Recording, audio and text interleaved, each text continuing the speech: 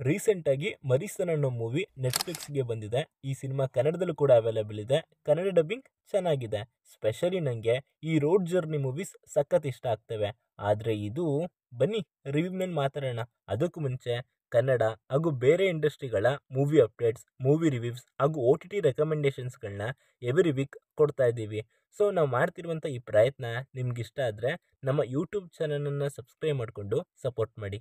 ಮರಿಸನ್ ಇದು ಸುದೀಶ್ ಶಂಕರ್ ಡೈರೆಕ್ಟ್ ಮಾಡಿ ಫಹದ್ ಫಾಸಿಲ್ ಹಾಗೂ ವಡಿವೇಲು ಅವರು ಮೇನ್ ಲೀಡ್ ರೋಲ್ನಲ್ಲಿ ಕಾಣಿಸ್ಕೊಂಡಿರುವಂಥ ಸಿನಿಮಾ. ಇಲ್ಲಿನ ಕತೆ ಏನಂದರೆ, ದಯಾಳನ್ ಒಬ್ಬ ಕಳ್ಳ.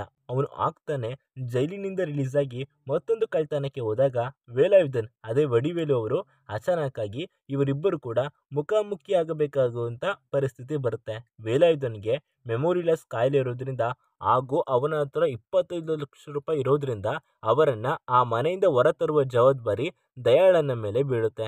ಸೊ ಇಲ್ಲಿಂದ ಶುರು ಆಗುತ್ತೆ ನೋಡಿ ಇವರಿಬ್ಬರ ಜರ್ನಿ. ವೇಲಾಯುಧನ್ ಪಿಳ್ಳೈ ಯಾಕೆ ಆ ಮನೆಯಿಂದ ಹೊರಬರಬೇಕು ಅಂದ್ಕೊಂಡಿದ್ದಾರೆ, ದಯಾಳನ್ ಯಾಕೆ ವೇಲಾಯುಧನ್ಗೆ ಹೆಲ್ಪ್ ಮಾಡಬೇಕು ಅಂದ್ಕೊಂಡಿದ್ದಾನೆ, ಅಷ್ಟಕ್ಕೂ ವೇಲಾಯುಧನ್ಗೂ ದಯಾಳನ್ಗೂ ಇರುವ ನಡುವೆ ಇರೋ ಸಂಬಂಧ ಏನು, ಈ ಕತೆ ಎಲ್ಲಿಗೆ ಹೋಗಿ ಮುಟ್ಟುತ್ತೆ ಅನ್ನೋದನ್ನೆಲ್ಲ ನೀವು ಸಿನಿಮಾ ನೋಡೇ ತಿಳ್ಕೊಳ್ಬೇಕು. ಇನ್ನು ಇಲ್ಲಿನ ಫಸ್ಟ್ ಹಾಫ್ ತುಂಬಾನೇ ಗ್ರಿಪ್ಪಿಂಗ್ ಆಗಿತ್ತು ಅಂತ ಹೇಳ್ತೀನಿ. ಆಡಿಯನ್ಸ್ನ ಎಂಗೇಜಿಂಗ್ ಆಗಿ ಇಡುತ್ತೆ. ಫಸ್ಟ್ ಹಾಫ್ನಲ್ಲಿ ಫಹದ್ ಫಾಸಿಲ್ ಮತ್ತು ವಡಿವೇಲು ಅವರ ಮಧ್ಯೆ ನಡೆಯುವಂಥ ಕಾಮಿಡಿ ಸೀನ್ಸ್ಗಳಲ್ಲಿ ಸಖತ್ ಫನ್ ಇದೆ.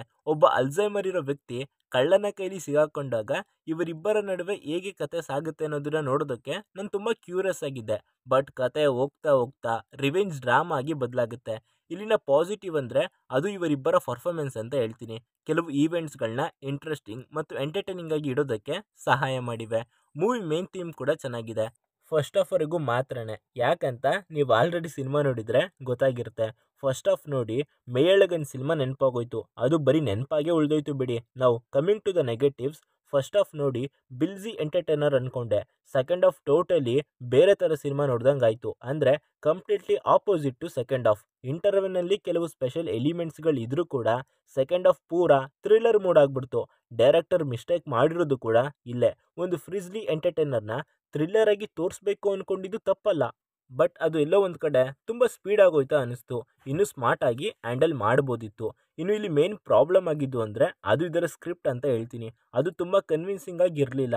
ಅದರ ಫಸ್ಟ್ ಹಾಫ್ ನೋಡಿ ಕತೆ ಈಗ ಹೋಗ್ಬೋದು ಅನ್ನುವಂಥ ನಮ್ಮದೇ ಆದಂಥ ಇಮ್ಯಾಜಿನೇಷನಲ್ಲಿ ಇದ್ದಾಗ ಸೆಕೆಂಡ್ ಹಾಫ್ ಎಲ್ಲದನ್ನು ತಲೆ ಕೆಳಗೆ ಹಾಕ್ಸ್ಬಿಡ್ತು. ಆಲ್ಸೋ ಕ್ಲೈಮ್ಯಾಕ್ಸ್ನ ಎಂಡ್ ಮಾಡಬೇಕು ಅನ್ನುವಂಥ ಐಡಿಯಾ ಚೆನ್ನಾಗಿದೆ, ಬಟ್ ಅದನ್ನು ಡೀಲ್ ಮಾಡಿದಂಥ ವಿಧಾನ ಇಷ್ಟ ಆಗಲಿಲ್ಲ. ಇನ್ನು coming to the performances, Fahadh Faasil ಮತ್ತು ವಡಿವೇಲು ಅವರು ನಾನಾ ನೀನನ್ನೋ ಲೆವೆಲ್ಗೆ ಆ್ಯಕ್ಟ್ ಮಾಡಿದ್ದಾರೆ. ಆಲ್ಸೋ ಇಬ್ಬರಿಗೂ ಕೂಡ ಒಳ್ಳೆ ಸ್ಕ್ರೀನ್ ಸ್ಪೇಸ್ ಅನ್ನೋದು ಸಿಕ್ಕಿದೆ. ಬಟ್ ಆ ಕ್ಯಾರೆಕ್ಟರ್ಗಳ ಜೊತೆ ನಾವು ಟ್ರಾವೆಲ್ ಮಾಡ್ತಿದ್ದೀವಿ ಅನ್ನುವಂಥ ಫೀಲ್ ಕೊಡೋದು ಫಸ್ಟ್ ಹಾಫ್ ಮಾತ್ರ. ಇನ್ನು ಮಿಕ್ಕಂಥ ಕ್ಯಾರೆಕ್ಟರ್ಸ್ಗಳಿಗೆ ಅಷ್ಟೊಂದು ಸ್ಕೋಪ್ ಇಲ್ಲ, ಬಟ್ ಎಲ್ಲರ ಪರ್ಫಾರ್ಮೆನ್ಸಸ್ ಕೂಡ ಚೆನ್ನಾಗಿದೆ. ಓವರಾಲ್ ಆಗಿ good first half, average second half ಅಂತ ಹೇಳ್ತೀನಿ. ಈ ವೀಕೆಂಡ್ನಲ್ಲಿ ಒಳ್ಳೆ ಡೀಸೆಂಟ್ ಮೂವಿ ನೋಡಬೇಕು ಅಂದ್ಕೊಂಡ್ರೆ ಡೆಫಿನೆಟ್ಲಿ ನೋಡಿ. ಫ್ಯಾಮಿಲಿ ಜೊತೆ ನೋಡ್ಬೋದು ಅಂತೀರಾ? ಎಸ್, ನೋಡ್ಬೋದು. No bad language, no adult scenes. Cinema ನೆಟ್ಫ್ಲಿಕ್ಸ್ನಲ್ಲಿ ಕನ್ನಡದಲ್ಲೂ ಕೂಡ ಅವೈಲೇಬಲ್ ಇದೆ. ಮತ್ತೊಂದು ಸಿನಿಮಾದ ರಿವ್ಯೂನೊಂದಿಗೆ ಮತ್ತೆ ಸಿಗೋಣ. ಹಾಗೂ ರಿವ್ಯೂ ಇಷ್ಟ ಆಗಿದ್ದರೆ ವಿಡಿಯೋಗೆ ಲೈಕ್ ಮಾಡಿ, ಚಾನಲನ್ನು ಸಬ್ಸ್ಕ್ರೈಬ್ ಮಾಡಿಕೊಂಡು ಸಪೋರ್ಟ್ ಮಾಡಿ. Signing off, Shashi.